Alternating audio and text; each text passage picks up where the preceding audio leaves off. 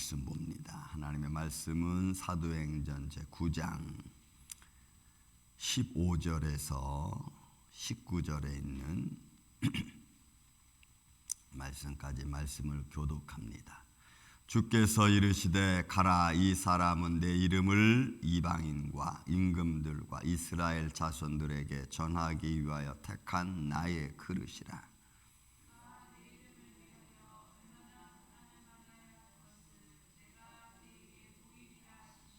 아나니아가 떠나 그 집에 들어가서 그에게 안수하여 이르되, 형제 사울아, 주 곧 네가 오는 길에서 나타나셨던 예수께서 나를 보내어 너로 다시 보게 하시고 성령으로 충만하게 하신다 하니,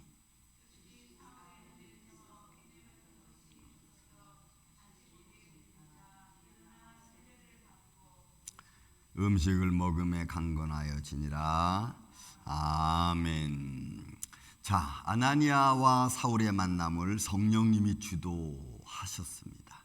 자, 어제 말씀드린 것처럼 아나니아는 주요, 이 사람은 주님을 따르는 사람들을 해치는 사람이고 또 이미 그런 일을 저지른 사람입니다 라고 말했더니 주님이 하시는 말씀이죠. 오늘 본문에 있는 말씀. 주께서 이제 가라, 이 사람은 내 이름을 이방인과 임금들과 이스라엘 자손에게 전하기 위해 택한 나의 그릇이다. 이거는 하나님의 스페셜 그레이스 같은 그런 모습입니다. 하나님 특별하게 하나님이 바울이라는 사람을 선택해서 택하여 부른 자. 여러분이 택하여 불렀다고 하는 말은 우리가 호명한 거랑 똑같습니다. 너 이리 와, 이런 거죠. 종은이 너는 일로 와. 너는 내 일을 해야 돼. 내 일만 해야 돼. 이렇게 되는 거예요. 내 일만 해야 돼. 그러니까 바울은 그런 특별한 하나님의 은혜로 부름받은 사람.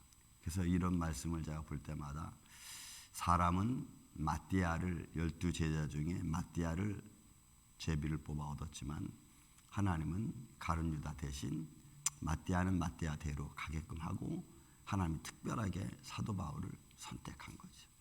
그래서 이 사도 바울이 사울이었다는 이름이었다가 바울로 이름 바꾸면서 예수 그리스도와 하나님의 은혜와 예수 그리스도의 사랑, 하나님의 사랑과 예수 그리스도의 이름으로 부름받은 자, 나 바울은, 사도 바울은 이렇게 표현하잖아요. 하나님의 직접 나를 불렀다, 이런 표현을 쓰는 겁니다. 그리고 그가 내 이름을 위하여 얼마나 고난을 받아야 할 것을 그에게 하나님이 다 보여주신 거예요. 그러니까 3일 동안 그가 먹지도 못하고 마시지도 못하고 그저 보지도 못한 채 있으면서 하나님은 그에게 일단 그가 어떤 인생을 앞으로 남은 인생을 살아갈 것인지에 대하여 아마 다 체계적으로 보여주고, 그러니까 그가 공부한 율법학자로서의 사울의 모습은 이제 율법학자의 사울의 모습이 아니고 그 율법이 누구를 가르치고 있는지를 철저하게 깨달았던 사람 중에 하나입니다. 그래서 우리가 바울의 메시지를 로마서도 보고 그 다음에 히브리서를 보면은 구약의 제사제도와 구약의 그 삶의 습관들을 그 믿음의 사람들의 글을 얼마나 잘 표현했는지 몰라요. 예수 그리스도와 결부해서. 그래서 여러분 우리가 좀 성령의 충만함을 받는 게 중요합니다. 성령의 은혜를 받으면 말씀의 깨달음이 있으면 내가 알고 있는 지혜가 있다면 그 지혜가 배가 될 수가 있어요. 때로는 모르는 것도 알게 해줄 수가 있고, 여러분 이게 성령의 은혜 중에 하나입니다. 오늘 본문의 말씀도 그 말씀이 등장합니다. 보세요. 자, 그렇게 앞으로 바울이 돼서 어떤 길을 걸어가야 될지 하나님이 다 보여주신 거예요. 그러니 여러분, 자, 사울 한 사람에게만 해당된 거라고 이런 보지 마세요. 오늘 저와 여러분도 하나님의 은혜 안에서 믿음으로 우리가 살아가는 줄로 믿습니다. 그래서 우리가 늘 깨닫는 마음이 중요해요. 무엇을 내가 했다? 그것이 사람 눈에 잘 안 좋게 보일 수가 있어요. 하지만 그것을 믿음의 모습으로 바꾸어가고 깨닫는 마음으로 바꿔가서 더 좋은 일을 할 수 있도록 여러분 마음으로 준비하고 그렇게 가려고 노력하는 게 여러분 정말 중요해요.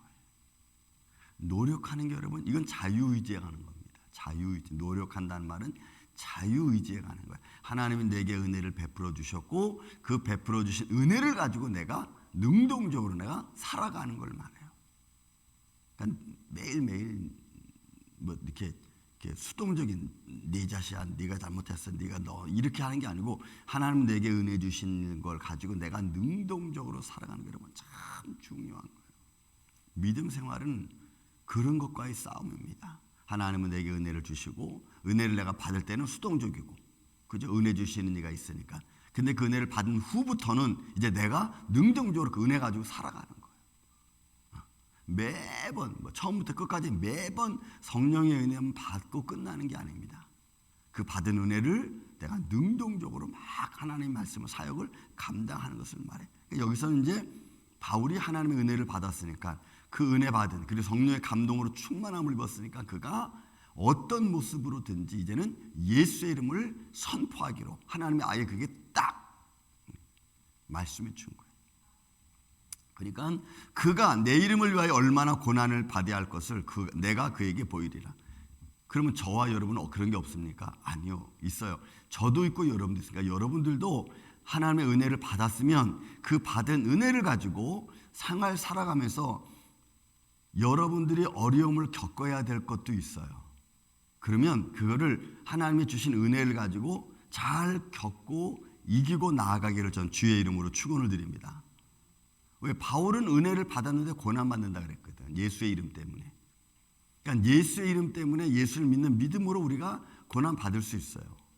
근데 그 고난이 나쁜 것으로 나타나면 안 돼. 결과가 좋은 쪽으로 나타날 수 있도록 여러분들이 그걸 믿음으로 치고 나가는 게 여러분 너무 중요한 사실이라는 겁니다. 자, 그래서 아나니아가 이제 왔습니다. 와서 떠나 그 집을 들어가니 그에게 안수하여 이르되 형제 사울아. 그리고 이제 아나니아가 비록 하나님이 사울에게 다 보여줬지만 그래도 아나니아는 또 뭘 표현해요? 야, 내가 와서 너한테 안수해. 내가 뭐냐면 너한테 안수한 거 뭐냐면 얘기하는 거예요. 형제 사울아, 주 곧 네가 오는 길에서 나타나셨던 예수께서 나를 보내어 너로 다시 보게. 여러분 이 너로 다시 보게 한다는 것이 이 말이 엄청나게 중요해요. 아나플레포라고 하는 이 단어인데 이거는 쳐다보다는 얘기예요. 근데 쳐다보는데 어디를 보느냐? 위를 쳐다보다는 거예요. 골로새 3장 1절에 보면 믿음의 사람은 하나님의 사람은 하늘 위의 것을 사모하나니 이렇게 했다고. 이게 똑같아. 아나플레포라는 것은 이제 내가 보던 시각을 바꾸는 거예요, 여러분. 여러분들이 보는 시각을 바꿔야 돼. 믿습니까, 여러분? 내가 보는 시각, 그래서 내가 판단하고 결정했던 그 시각을 이제는 하나님 편으로 바꾸는 거야. 여러분, 이것도 이런 거 하나하나가 우리가 신앙생활을 어떻게 해야 되는지를 여러분 보여주는 거야. 보세요. 내가 육신적인 시각을 바라보던 초점을 이제는 하나님의 나라로 바꾸어 놓는 거예요. 그러니까 맨날 우리는 밑에만 바라보고 있다가 위를 바라보니까 이게 잘 안 보이잖아. 그래서 방황할 수도 있겠죠. 하나님의 은혜는 위를 보고 있는 자, 하나님을 바라보는 자, 십자가를 바라보는 자는 여러분 생명이 사는 줄로 믿습니다. 살아나.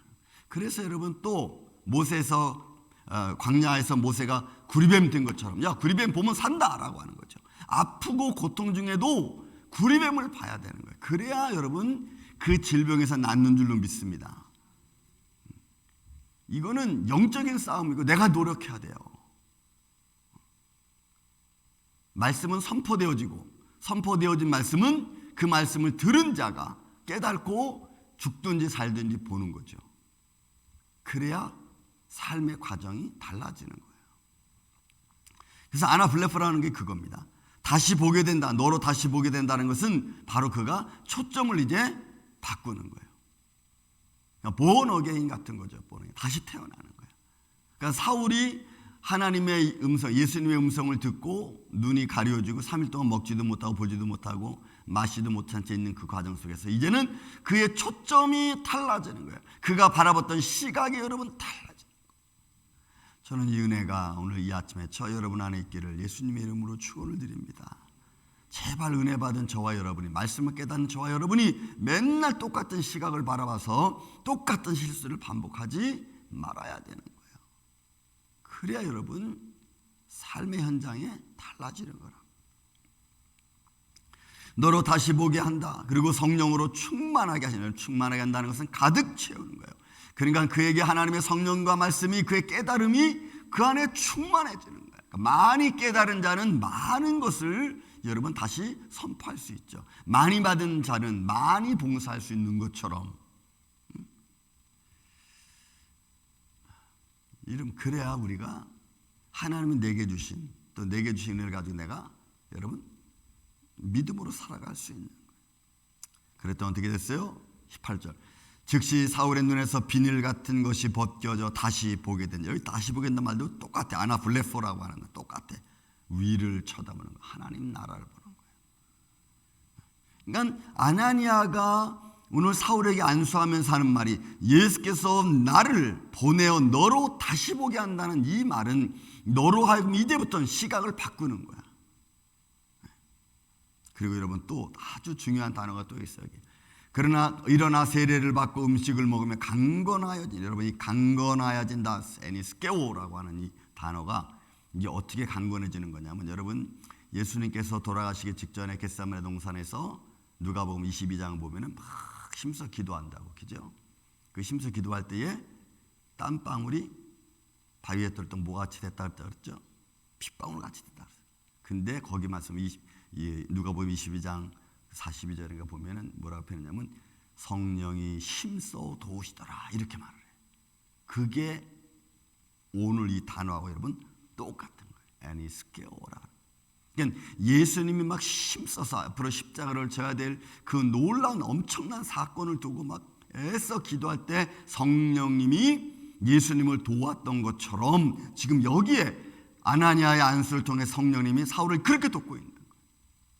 그러니까 사울이 이 성령의 충만함을 입어서 힘써 성령님이 그를 도우니까 바울이 가는 곳곳마다, 이제는 선포하는 곳곳마다 하나님의 영광이 나타날 수밖에 없어요. 그리고 이 이후에 바로 이제 내일 아침부지만 사울이 다메섹에 가서 제자들 만나고 하나님의 말씀을 선포하기 시작해. 그 선포된 첫 말씀이 뭐냐?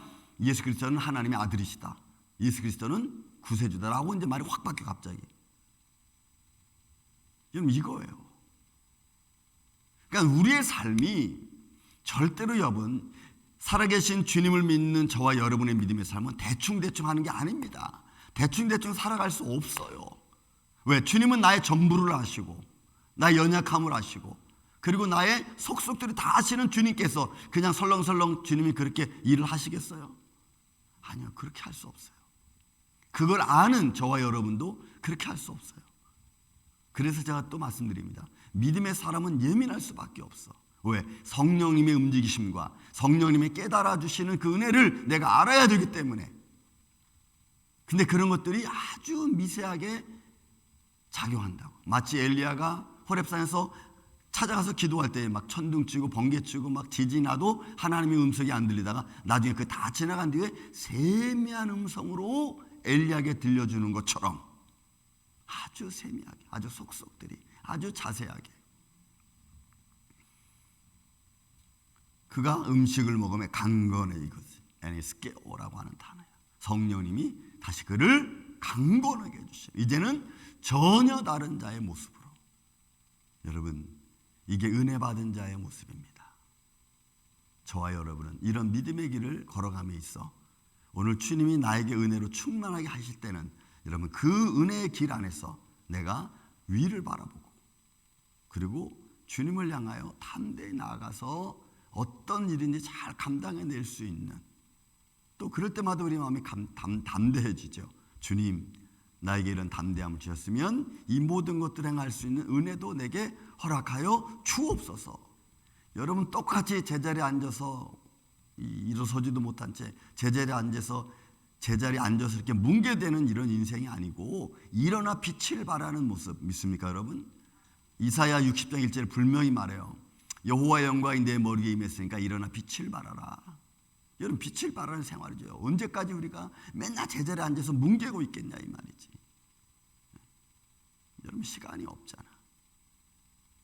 그러니 어떤 모습으로든지 하나님의 말씀 앞에 우리가 서고 성령의 충만함을 입어서 오늘도 우리가 담대히, 우리 눈에는 보이지 않지만 오늘도 우리를 향해 수많은 기적과 표적을 행하시는 하나님의 손길을 믿고 오늘 저와 여러분이 달려가는 복된 하루 되시기를 예수님의 이름으로 축원을 드립니다. 사랑과 은혜가 많으신 아버지 하나님 감사합니다. 우리의 인생의 구석구석까지 오늘도 불꽃 같은 눈길로 살피시는 주님의 손길을 따라 오늘도 우리가 믿음 안에 서기를 원합니다. 성령님이 함께하여 주시고 역사하여 주시고 깨닫게 해 주시고 깨달은 것은 믿음으로 실천할 수 있도록 주님 힘과 능력을 더하여 주시옵소서. 오늘 사울이 아나니아의 안수를 받고 성령님의 인도하심에 충만함을 입어 그가 주님의 복음을 전하였던 그런 새로운 자의 삶의 모습을 살아갔던 것처럼 오늘도 우리가 이런 믿음 안에 서기를 원합니다. 오늘도 질병에 걸린 자들이 주님 의지할 때 주님 역사하여 주시고 주님께서 새로운 생명과 능력으로 저에게 덧입혀 주셔서 우리가 하나님 안에 깨닫고 또 깨달고 깨달아서 바른 길로 믿음 안에 설 수 있도록 주님 역사하여 주시옵소서. 주님의 몸된 교회를 축복하여 주시고 사역자들의 큰 은혜를 내려 주시고 또한 우리는 주일학교로부터 시작해서 작년부일까지 오늘도 믿음의 사람들로 주님 채워주시며 또 믿음의 사람들로 말미암아 이 시대의 리더자들의 영적 리더자들이 될 수 있도록 주님 도와주옵소서. 세상이 혼잡합니다. 이 혼잡한 세상 속에 바른 길을 좁은 길을 제시할 수 있는 오늘도 하나님의 사람으로 우리를 인도하여 주시옵기를 원하옵고 사랑이 많으신 예수님의 이름으로 기도하옵나이다. 아멘.